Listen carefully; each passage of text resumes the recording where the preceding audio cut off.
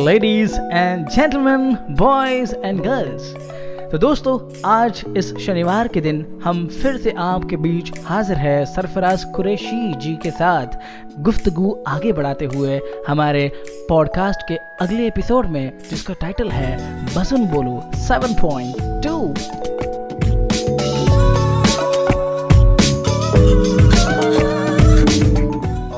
यार बहुत ज्यादा सीरियस हो गया एक्चुअली। सरफराज, तुझे एक याद है क्या, वो हम लोग जो देख ना, I think when we were in 6th और 7th, ऐसे हारमोनियम जैसा वो बजता था पाइप से और उसके वो माउथपीस से। वो ये इस इंस्ट्रूमेंट की बात कर रहे हो तुम? हाँ, ये यही था। इसको मतलब क्या कहते हैं इसको? इसे एक्चुअली पियानिका भी कहते हैं और मेलोडिका भी कहते हैं। ओके। तो ये जब हमने लिया था ना, जब स्कूल में हमको सबको दिया था ये, तो तब हमको लगता था ये लाइक अ टॉय होगा। बट और हमने जब किरण भी बजाया था, हम जब नए जब ज्वाइन किया था हमने ना 2001-2 में किशोर गोयल का ग्रुप, तो हमने कोशिश की तो ये माइक में कैसा लगेगा। बट तब इतना सक्सेसफुल नहीं लगा, लेकिन बाद में देखा तो हम तेरे बिन अब रह नहीं सकते जो गाना ना, क्योंकि तुम ही हो, उसमें ये लिटरली बजाया गया। जैसे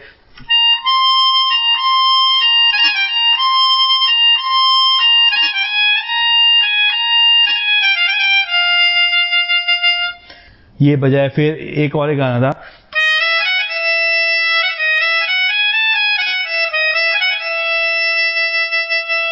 याद है कौन सा गाना है? मैं तेनू समझावा। अच्छा, मैं तेनू समझावा के बाद में काफी गाने बजाए। तो इसमें अब बाकायदा अभी तो काफी गानों में बजाया जाता है। ये तो एक इनफैक्ट एक चलता फिरता एंटरटेनिंग इंस्ट्रूमेंट है। मतलब कहीं हम लोग गए, इसको हम पहले समझते थे बोंगो जैसा पिकनिक इंस्ट्रूमेंट। हाँ, पिकनिक इंस्ट्रूमेंट है। हम लोग बहुत मजा करते थे। किरण पिकनिक में जाए तो, और काफी स्टैमिना था। अभी तो मुझे भी एक्सरसाइज करने की काफी जरूरत है। लिटरली 1-2 घंटे बजाया करते थे, और अभी भी हम लोग करते हैं। जैसे ट्रेन में ट्रैवल कर रहे हैं अभी, तो एसी कोच में बैठ गए, तो शाम में 5 बजे बैठ गए, तो 2 घंटा सबका एंटरटेनमेंट, लोग आके शूट करते हैं। बट अभी यही इंस्ट्रूमेंट इतना ये हो गया कि ये सब रिकॉर्डिंग वगैरह वगैरह में बहुत यूज होता है। तो इसमें जैसे एक बजाता हूं मैं,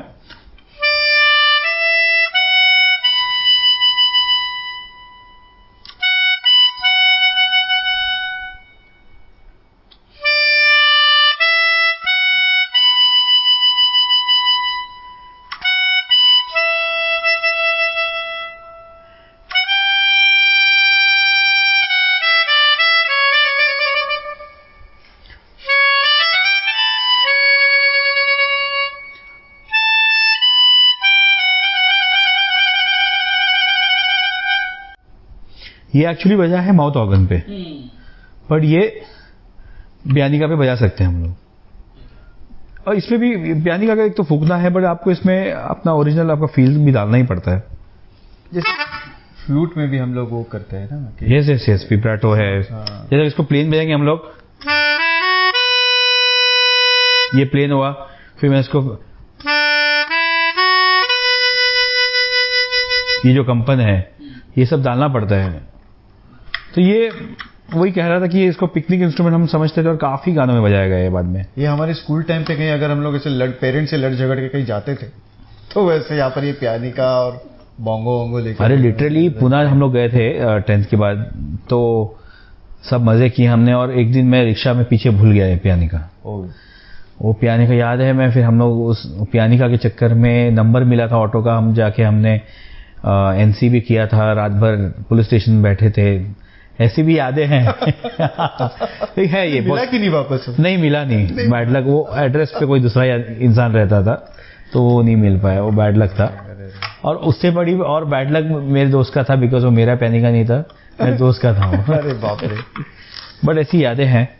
तो ये बहुत ही प्यारा इंस्ट्रूमेंट है, और काफी रिकॉर्डिंग्स में हम लोग इसको यूज करते हैं। पियानिका मेलोडिका ये यामाहा का है। ये यामाही एक नहीं, हॉनर का भी आता है और सुजुकी का भी आता है, बट ज्यादातर रिकॉर्डिंग्स में हॉनर और यामाहा ही यूज होता है जनरली। यस। किसी म्यूजिक डायरेक्टर ने वगैरह कभी ऐसे तुम्हारी बजाने सुना है, मतलब जो योर प्लेइंग किसी ने सुनी है, and then have they ever approached you कि you come with us? Well हमने जब शुरू किया था कॉन्सेप्ट नयन ने बंद राखी ने, जो हमारा एक मिस्टर गोयल है, किशोर गोयल, तो उन्होंने हमको पहले नयन ने बंद राखी ने, हाँ, तो ये कॉन्सेप्ट शुरू किया था। तब मैं, किरण, ऑगस्टिन, ये सब मेरे फ्रेंड्स, म्यूजिशियन फ्रेंड्स हैं। किरण का इंटरव्यू तो हो गया है, शायद किरण ऑगस्टिन को भी अप्रोच करेगा। तो ये हमारी सब गैंग थी, तो हमने शुरू किया था। तो उस शो में, एक शो में उत्तम सिंह जी आए थे, अपने दिल तो पागल है, दुश्मन, और काफी गुणी व्यक्ति है। तो उन्होंने फर्स्ट टाइम हमारी तारीफ की थी, मेरी और एक सिंगर था उसकी। और बट क्या है, पता है कि अभी भी उतना अवेयरनेस नहीं है इस लाइन में कि तुम्हारी तारीफ करेगा तो इसका मतलब ये नहीं है कि तुमको वो अपॉर्चुनिटी मिलेगी ही। उसके बाद अभी शान के साथ भी काम किया, काफी खुश रहा शान। हरिहरन जी के साथ बजाया, शंकर महादेवन जी के साथ बजाया। बट ये जो पीछे जो एक टैगलाइन लगता है ना कभी कि ही कैन नॉट सी और विजुअली चैलेंज्ड, वो निकलने में थोड़ा टाइम जाएगा, दैट इज फॉर श्योर। जैसे मैं करंटली मैं प्ले कर रहा हूँ दलित मेहंदी की सन के साथ, गुरदीप सिंह मेहंदी है, उसके साथ मैं अभी 4-5 साल से हूँ ऑलमोस्ट। बट मेरा इतना अच्छा कोऑर्डिनेशन हो गया ना कि कोई बोल ही नहीं सकता है कि, because he is a performer, super performer है, ही डांसेस लाइक अ क्रेजी। और तो उसमें क्या होता है, आजकल परफॉर्मेंस बेस्ड ज्यादा शोज होते हैं, तो वहां पर तुमको रुकना पड़ता है। तो ये क्या कर, जो normal so called normal musicians के साथ जो होता है, तो वो लोग आई कोऑर्डिनेशन करते हैं कि इशारा कर दिया स्टॉप करो। तो उसके लिए मुझे लगता है एक ही ऑप्शन है हमारे पास, जो मैं फॉलो करते आ रहा हूँ, इसी कारण मैं 5 साल से उसके साथ हूँ, कि we have to be very alert. कभी वो 2 बार गाता है, कभी 4 बार गाता है, कभी 5 बार गाता है, कभी 1 बार गाता है। लेकिन अगर तुम एज अ ऑडियंस बैठोगे सामने, तो तुम वो पहचान नहीं पाओगे कि ये, तुमको लगेगा कि इनका ऑलरेडी सेटिंग है ये।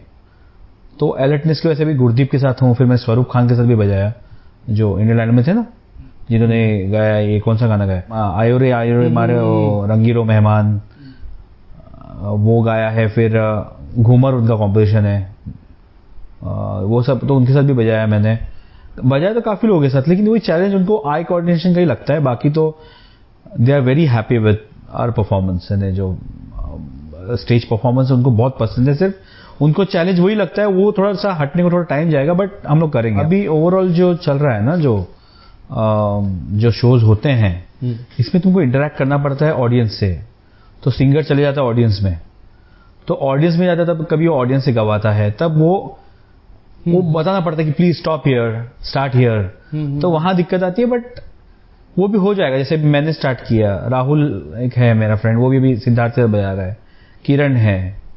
तो ऐसे धीरे धीरे हम लोग कोशिश करके वो फिर जो ये जो एक बोलते हैं ना, एक जो समझ है या जो डिस्कम्फर्ट, डिस्कम्फर्ट नहीं बोलेंगे इसको, कहेंगे जो एक लोगों की सोच है ना, वो अप्रोच जो है, अप्रोच चेंज करने में हम लोग पूरी तरह से लगे पड़े। और मेरे ख्याल से अगर तुम अच्छे परफॉर्मर हो और 100% देते हो तो जरूर चेंज होगा approach. But we are trying our best. जैसे भी ये कीबोर्ड है, ये मोंटाज है, मोंटाज 6, तो इसमें भी ऑपरेटिंग अलग है, इसमें टच भी है और स्विचेस भी है, तो इसको ऑपरेट कर सकते हैं हम लोग। अभी जैसे मैक, हमने भी मैक भी लिया है। सर ये जो बज रहा है, ये तो है synthesiser, right? So everything is basically a keyboard, but keyboard has different varieties. या तो ये सिंथेसाइजर है, तो ऐसे और क्या होता है?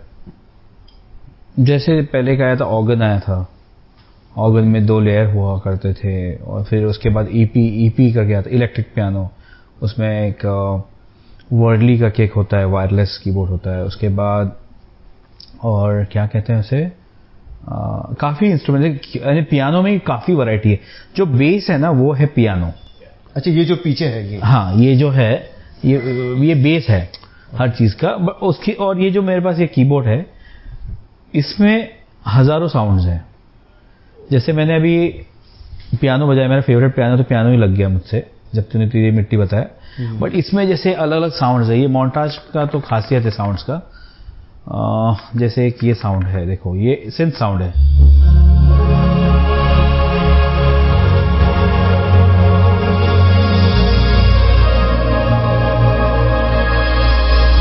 अलग वैरायटी है, जैसे ये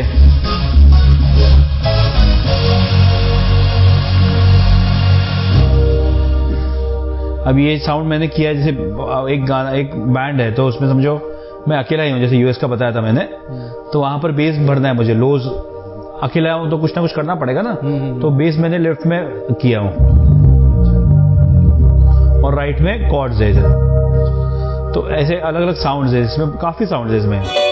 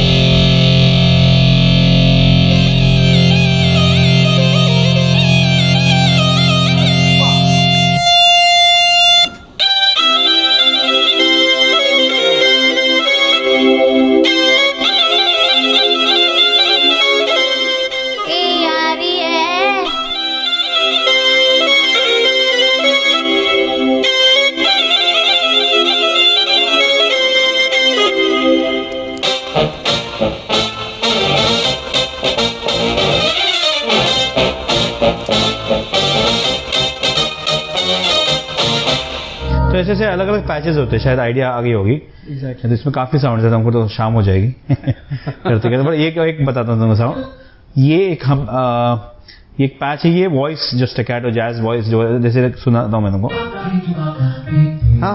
है ना।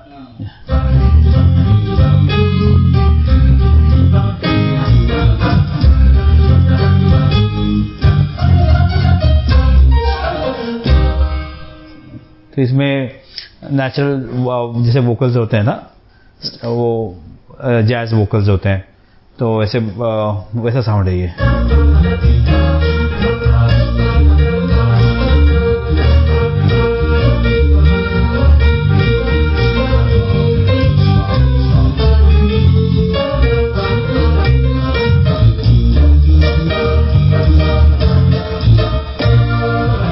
ये दूसरा कोरस बताता हूँ मैं, जैसे वो स्कैटिंग सुना था ना कोरस का, जैसे बैकिंग वोकल्स, वैसे ये एक है।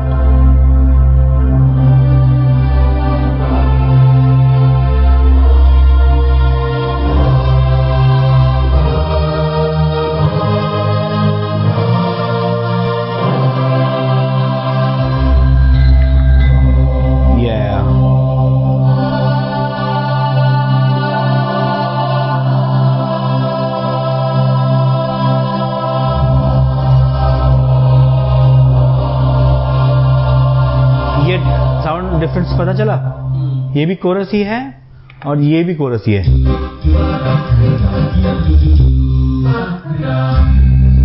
तो ये फर्क है।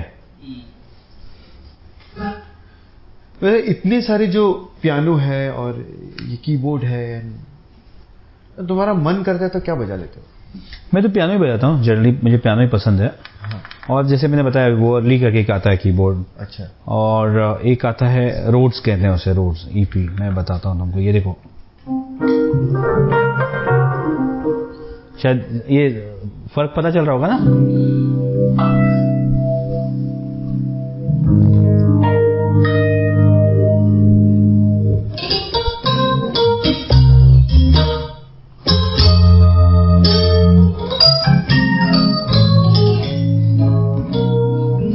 ये मैं वॉइसिंग बजा रहा हूँ, जैज की वॉइसिंग है, जैज म्यूजिक की। जैसे ये शायद मैं बताता हूँ,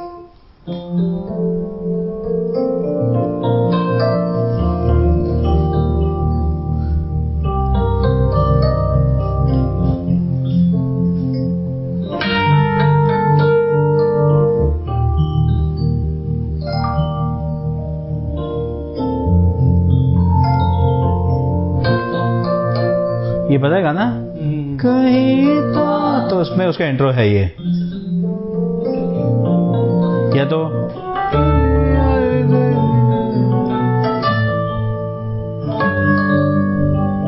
ये जाने तो ये जाने ना बोला था। एग्जैक्टली, हाँ फिर से हाँ। जाने तो ये यस,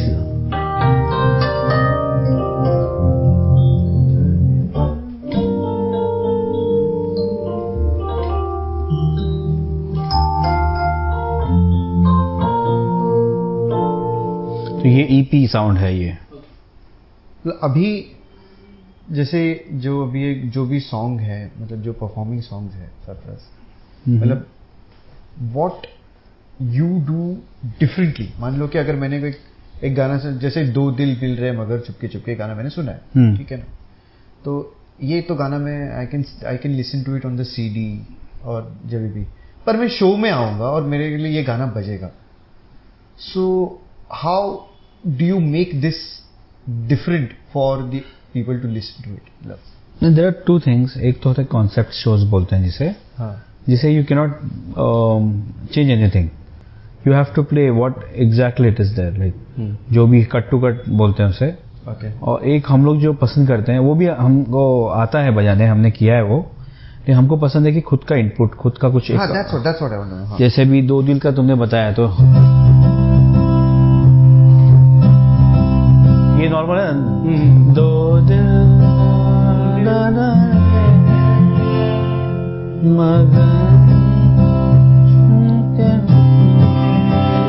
अब इसको मैं अगर पियानो लेता हूँ, फिर मेरे स्टाइल में गाता हूँ।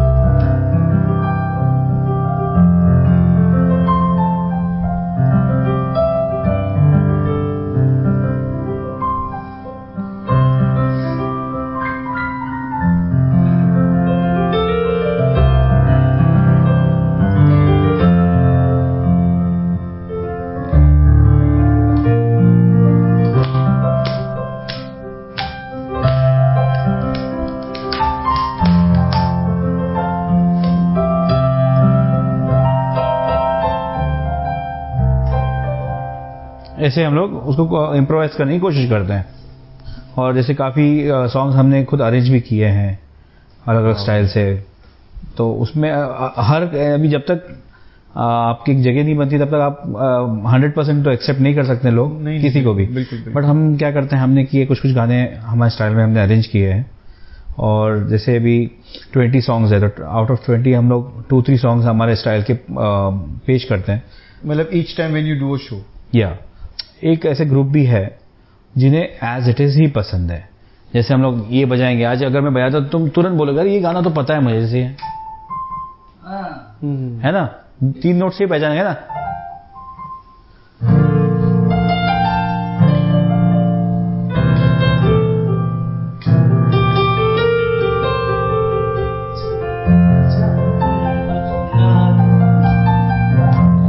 जैसे ये सब है, तो ये भी लोगों को पसंद है, वो एज इट इज सेम बज रहा है। सो ये कैसे होता है, मतलब ये कैसे डिसाइडेड होता है कॉन्सेप्ट शो? और जैसे भी हमारा बैंड है, स्वरेंज बैंड है, तो हमारा जो है मोटो है और जो हमको करना है वो तो इनोवेटिव म्यूजिक और इम्प्रोवाइजेशन वाला ही करना है, बट अभी हम कुछ शोज कर रहे हैं जो कॉन्सेप्ट शोज, जैसे अपने सिंगर्स है काफ़ी है हमारे, जैसे कविता मूर्ति जी है, श्रीकांत नारायण है, आलोक कारधरे हैं, ये कॉन्सेप्ट लाइन के बहुत अच्छे सेलिब्रिटी सिंगर्स हैं। शैलजा सुब्रमण्यम जी है, उसके बाद काफ़ी ऐसे हैं सिंगर्स, तो उनके साथ हम लोग एज इट इज़ ही करते हैं। जैसे ये पहला नशा बजाया ना मैंने, तो वैसे एज इट इज़ ही करना पड़ता है उनके साथ। तो ये कॉन्सेप्ट शोज इसे कहते हैं वो लोग, उसका एक अलग क्राउड है। जैसे वो उसमें मोस्टली 40s to 60 वाला, जो लेट 40s या 50 अबाव जो लोग हैं वो ज़्यादातर इंटरेस्ट लेते हैं इसमें।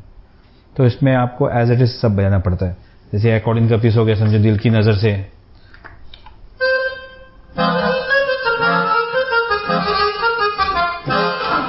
समझे, तो वैसा लगना चाहिए।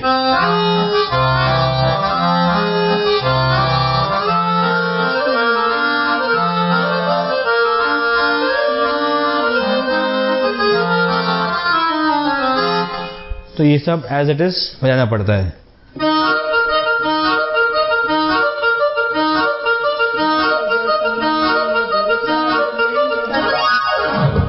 तो ये सब चीजें हैं, तो इसमें उसकी भी अलग बात है, अलग मजा है, और वो भी एक अलग आर्ट है कि चीजों को एज इट इज रखना। एग्जैक्टली। तो हमको, हमारी कोशिश वही रहती है कि उसके सोल को बिना हर्ट किए हमारा भी कुछ इनोवेशन, कुछ इम्प्रोवाइजेशन करके लोगों तक पहुंचाए, जिससे आपको कुछ अलग मिल सके और आइडेंटिटी रिवील कर सके कि एग्जैक्टली हम क्या करना चाहते हैं और क्या हैं हम लोग। तो ऐसी कोशिश है हमारी। तू और जो दूसरे म्यूजिशियंस है वो लोग, या फिर एक्टर्स है या सिंगर्स है, ये लोग लोगों को एंटरटेन करने का काम करते हैं इनफैक्ट। तो ये एंटरटेन मतलब before you begin any show, तो कोई एक्स्ट्रा लेवल की प्रिपरेशन होती है कि you have to set your mood first and then you go and then खड़ाक से deliver your best? ऐसा सच नहीं होता है, बट हाँ हम रिहर्सल्स करते हैं। रिहर्सल्स के बाद you have to be relax. हाँ, तो उसके लिए हम लोग थोड़ा जल्दी आते हैं, एडवांस में जल्दी आते हैं, तो हमारे साउंड चेक कर लिया फटाफट। उसके बाद हमारे पास फिर टाइम होता है काफ़ी, तो उस टाइम में हम लोग आराम से अपना रिलैक्स होते हैं बैठ के। फिर जो कुछ डाउट्स होंगे तो क्लियर कर लेते हैं, चाय नाश्ता करते हैं। तो इन शॉर्ट आपको खुद को टाइम देना होता है थोड़ा। हमारे जो दिग्गज कलाकार हैं ना, जैसे पंडित जी हैं, हरिप्रसाद जी हैं, शिव कुमार शर्मा जी हैं, पंडित जी, ये लोग हमेशा शो के पहले शांत रहते हैं, एकदम शांत रह के रिलैक्स होते हैं। मैंने देखा था अभी शंकर एहसान लॉय का भी, तो वो भी बैठे एकदम शो के पहले शांत ही रहते हैं। थोड़ा एक शो को मैं ऐसे टर्न करता हूँ। Yes. और एक मेरा ऐसा सवाल है, मतलब हमारा एक ऑब्जेक्टिव ये भी है कि बच्चों, ब्लाइंड जो बच्चों के पेरेंट्स हैं, उनको पता होना चाहिए कि उनके बच्चों के साथ वो क्या बेहतरीन कर सकते हैं। Disability can not be avoided, right? Exactly. तो एक म्यूजिक ऐसा एक ऑप्शन सा बन गया है कि कि हाँ चलो ये कुछ बजा लेगा, कुछ गा लेगा। और हम लोगों को भी ऐसे पूछते हैं कभी कभी, गावा लेते हो कि नहीं? हाँ। तो जब तुम ऐसे किसी को कहते कि ऐसे तुम्हें कोई पूछता है कि अरे क्या करते हो, तो मैं म्यूजिक में हूँ, तो लाइक ऐसा कुछ होता है क्या कि हाँ ठीक है म्यूजिक में हो सकते हैं, या फिर म्यूजिक में हो? ऐसे कोई अलग अलग तरह के रिएक्शंस कभी नोट किए है क्या तुमने? नहीं, एक्चुअली एक सोच है लोगों की, एक सोसाइटी की सोच है, जैसे बताया तुमने कि ब्लाइंड बच्चा, अगर बच्चा ब्लाइंड है तो उसमें म्यूजिक में डाल दो, उसमें ये म्यूजिक में डाल दो। ये बहुत आसानी से कह देते हैं हम लोग, लेकिन इतना आसान नहीं है। आज भी हम लोग सीख रहे हैं, बट तुझे शायद पता होगा कि 30 इयर्स तक मैं सेल्फ टॉट ही था म्यूजिशियन, शायद तुझे पता होगा। जो बेसिक सीखा था सर से, वही मैंने उसको आगे बढ़ाया, खुद से मेहनत से बढ़ाया। बट क्या होता ना, एक गुरु चाहिए ही हर जगह। जब मैं 30 क्रॉस किया, उसके बाद लकीली मुझे मौका मिला और मैं the true school of music से मैंने 2 साल 3 साल जैज की डिग्री ली। ओके। तो इसमें बहुत हार्डवर्क है, आपको डेडिकेशन दिखाना पड़ता है। यानी ये ऐसा नहीं है कि बच्चा ब्लाइंड है तो वो म्यूजिशियन बन सकता है, जरूर बन सकता है, लेकिन अच्छा म्यूजिशियन होने के लिए आपको बहुत मेहनत करनी पड़ती है। और मैं कहूँगा कि 10-20% जो साइटेड पीपल होते हैं उनसे ज़्यादा मेहनत करनी पड़ती है। जैसे हमारे ग्रुप में नितेश सोनावणे है, वो मुझसे सीनियर है जैज में, राहुल है, ये लोग सब सीखे लेकिन अपनी मेहनत से सीखे। तो मेहनत, अगर तुम मेहनत कर सकते हो, बहुत मेहनत कर सकते हो, तो म्यूजिक लो। वो एक मैसेज भी देना चाहूंगा इनडायरेक्टली, जितने पेरेंट्स देख रहे होंगे जिनके बच्चे ब्लाइंड होंगे, जो देख नहीं सकते और सोच रहे होंगे, तो डेफिनेटली तुमको एक तो मेंटली आपको अच्छा बैकअप होना चाहिए, उनका अच्छा सपोर्ट एक मेंटली होना चाहिए, फाइनेंशियली तो होना ही चाहिए, लेकिन जो मेंटली, जब मेरे मम्मी डैडी के पास तो पैसे नहीं थे, जब तुझे पता होगा शायद, हम लोग मिडिल क्लास से बिलोंग करते हैं, और मेरा फर्स्ट कीबोर्ड है। मैं तो एक टाइम ऐसा था कि मैं सोचता था कि मैं खुद का कीबोर्ड ले पाऊंगा कभी नहीं, और आज by the grace of God one of the top keyboard I have. तो ये बातें होती है, बट उसके लिए भी मैं क्यों आगे बढ़ पाया, बिकॉज मेरे पेरेंट्स का, मेरी मम्मी का, सबका मुझे सपोर्ट था। सिर्फ फाइनेंस नहीं, बट मेंटली सपोर्ट बहुत ज़रूरी है। और मेहनत करो, और मेहनत कर सकते हो तो ही म्यूजिक में आओ। आपको हर मोमेंट पे, हर टाइम अलर्ट रहना ही है। अलर्टनेस ही आपको बहुत हेल्प करेगी। मेरा ये मैसेज रहेगा कि हमेशा अलर्ट रहो। मेहनत तो करना ही है, हर चीज़ में मेहनत करनी पड़ती है, लेकिन मेहनत के साथ साथ कॉशियसनेस और अलर्टनेस दोनों ज़रूरी है। जैसे पहले भी मैंने बताया तुम्हें कि गुरदीप के साथ मैं कर रहा हूँ, जो 5 साल हो गए, वो जो ड्रमर लेता है, जो परकशन प्लेयर रहता है, सबको इशारा करता है बगैर मुझे इशारा करके भी कोई मतलब नहीं है। मैं बोलता हूँ कि गलती से भी इशारा मत करना मुझे, तो उस समय मैं अलर्ट ही रहता हूँ। तो हमारे स्पेशली ब्लाइंड म्यूजिशियंस के लिए अलर्टनेस, या वो जो बोला, you have to be very cautious, नहीं, पर अलर्टनेस में ज़रूर कहूँगा कि अलर्टनेस ज़रूरी है हमारे लाइफ में। सो बेसिकली सिंथेसाइजर सुना, पियानी का सुना, पुरानी मेमोरीज याद आ गई। एक पीछे ये बड़ा प्यारा सा पियानो बचा है, इससे कुछ सुनना है। और जो मैंने ऑडियंस को बताया था, जब इसके ऊपर हमारे दोस्त की उंगलियां घूमेगी, वो अपनी जो फिंगरिंग होती है वो होगी, तो जो मजा आएगा, तुम पियानो सुनना कभी नहीं भूलोगे। तो कुछ ऐसा हो जाए बढ़िया सा, कोशिश करते हैं।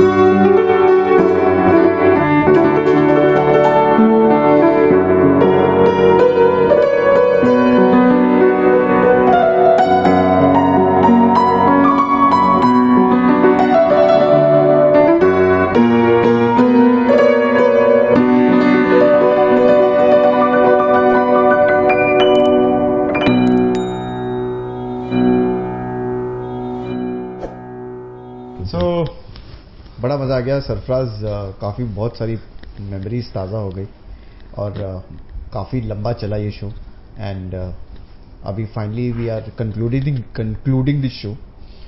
तो thanks for giving your time and thank you Gupta sir, आपने ये प्रेमाइसेस हमें दिया और सरफराज तुमने अपना समय अपने दिया.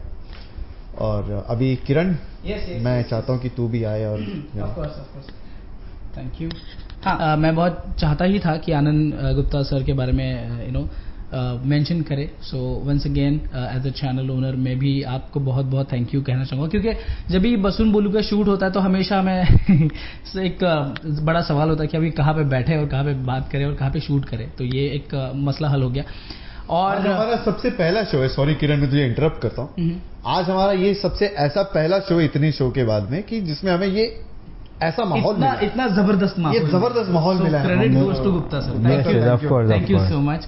और जैसे जैसे हम आगे बढ़ रहे हैं, बसुन बोलू के शोज आगे जा रहे हैं, तो सरफराज जी आपको बताना चाहूंगा कि ये जो हम करते हैं तो कई सारे लोगों के डिमांड्स आते रहते हैं, यार इसको बुला रहे हो उसको बुला. तो मैं सब दर्शकों को बताना चाहूंगा कि जितना आप इजीली समझते उतना नहीं होता है. मेरा बहुत प्रयास रहता है उसके पीछे सब लोगों को अप्रोच करके उनका जो स्ट्रगल है, उनका जो जर्नी वो आपके सामने लाना.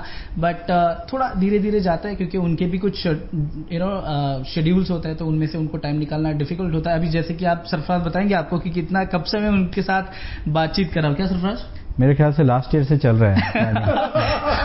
तो मैंने पहले कहा था कि स्टूडियो में करेंगे, फिर कहा था घर पे करेंगे, फिर फाइनली निरंजन गुप्ता सर ने हमें परमिशन दिया और यहाँ पर हम कर पा रहे हैं, अच्छे से जी कर पाए इनफैक्ट. तो ये इतना डिफिकल्ट होता है. सो डोंट वरी, हम पर जो भरोसा आपने रखा है वो ऐसा ही बरकरार रखे और प्यार बरसाते रहिए. धीरे धीरे हम सभी जो अपने म्यूजिशियंस हैं और जो भी ब्लाइंड कम्युनिटी में जो एक हटके कुछ काम कर रहे हैं आर्टिस्ट है, उनके साथ उनका जो जर्नी है वो जरूर आपके साथ साझा करते रहेंगे. सो थोड़ा सा ज्यादा कैजुअल होगा अगर मैं सरफराज को बोलूंगा कि सरफराज थैंक यू आने के वगैरह वगैरह, बट फिर भी एक कैजुअली अगर उनका थैंक करना चाहेंगे तो ऐसे मैं बोलूंगा कि यार सरफराज सच में आई नो ये फिलहाल आज का टाइम थोड़ा टफ टाइम है, बट फिर भी आप तो ऑनलाइन आपकी शोज में फिर भी बिजी रहेंगे भी, बट उसी में से भी आपने जो टाइम दिया उसके लिए मंडल आभारी. उसके लिए मंडल, हमारा भी चैनल है थोड़ा सा, तो उसके लिए मंडल आभारी है. Thank you. मुझे तो इनफैक्ट लगा ही नहीं कि मैं इंटरव्यू कर रहा हूँ, ऐसा लगा कि हम गपशप भी मार रहे हैं. अपना तो कैजुअली है, तो ये थोड़ा सा कैसे होता है कि फॉर्मल होगा तो थोड़ा सा बर्डन आ जाता है, क्या बोले क्या स्क्रिप्टेड है, तो पब्लिक बोर भी हो जाती है. तो अभी तक देखो अभी भी लोग इतने सारे देख रहे हैं, तो कुछ तो है ना उसमें बात है. Yes I personally enjoyed a lot, मजा आ गया. Cool. मेरे पुराने दोस्त से जैसे हमारा एक रिवाज होता है कि जाते जाते हम एक छोटा सा कुछ एक हम देते हैं, तो वो हम. अच्छा ये सब भी होता है क्या? मतलब ये हम लोग इसलिए देते कि लोग आए. इसके पहले का हाँ ताकि मकसद कि लोग आए, ज्यादा से ज्यादा जो आर्टिस्ट है उनको पता चले कि हाँ यहाँ पे कुछ भी मिलता भी है. तो